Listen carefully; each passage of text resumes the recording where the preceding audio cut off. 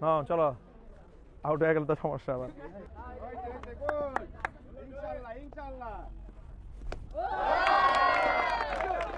হ্যাঁ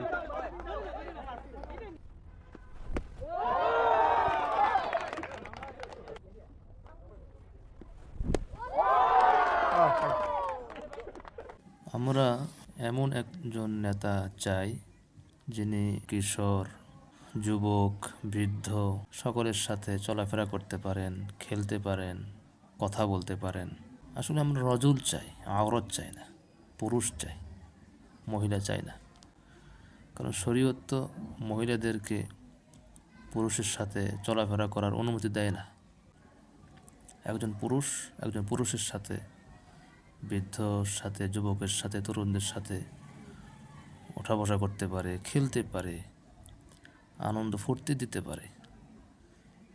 কিন্তু একজন মহিলা তো, সে তো পর্দার ভিতরে থাকবে। সে কীভাবে আবার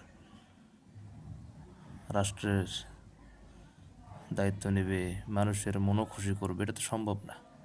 আমরা চাই একজন এমন ব্যক্তিত্ব আসুক যিনি সকলকে আনন্দ দেবেন, খুশি দিবেন, জনতার কথা বুঝবেন, সবার সামনে গিয়ে তাদের মনের কথাগুলো শুনবেন। আল্লাহ যদি আমাদের চাওয়া পূরণ করেন।